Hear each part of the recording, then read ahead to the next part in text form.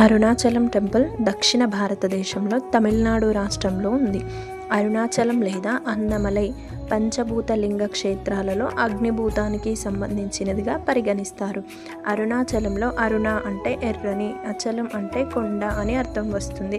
అంటే ఎర్రటి కొండ అని అర్థం. మనం చేసిన రుణ పాపాలను తొలగించున్నది అని అర్థం కూడా వస్తుంది.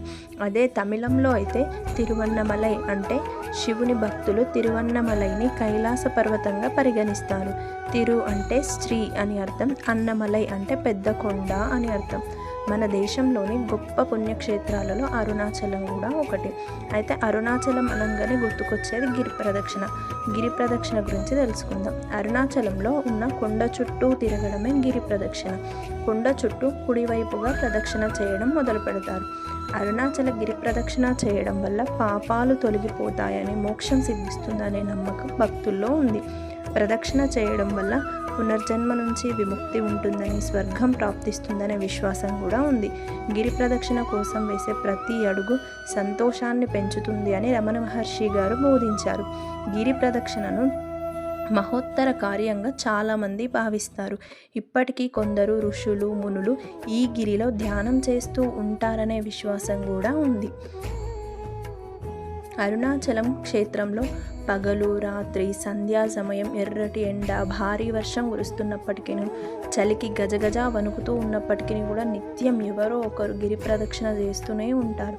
పురాణాల ప్రకారం అయితే గంధర్వులు, దేవతలు, మహర్షులు, శివలోకం, విష్ణులోకం వంటి అన్యలోకవాసులు కూడా తిరువన్నమలైకి వచ్చి భూలోకంలో ఉండే జీవరాశుల రూపంలో అంటే ఈగలాగా, చీమలాగా, కుక్కలాగా, పక్షులు, పశువుల రూపంలో వచ్చి అరుణాచలేశ్వరుడి గిరి చుట్టూ ప్రదక్షిణలు చేసేవారు.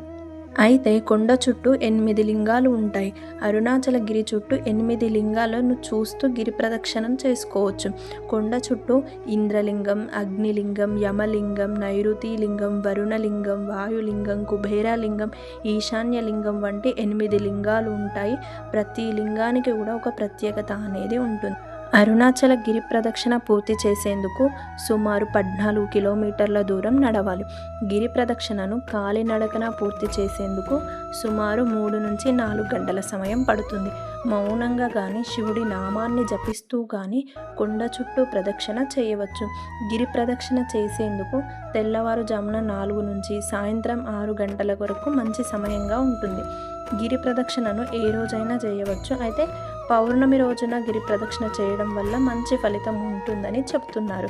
అయితే నిండు పౌర్ణమి రోజు నిండు వెన్నెలలో స్వామివారి చుట్టూ గిరి ప్రదక్షిణ చేయడం వల్ల మంచి ఫలితాలు కలుగుతాయని పండితులు చెబుతున్నారు. అదే కార్తీక మాసంలో అయితే ఇంకా శుభ ఫలితాలు కలుగుతాయట.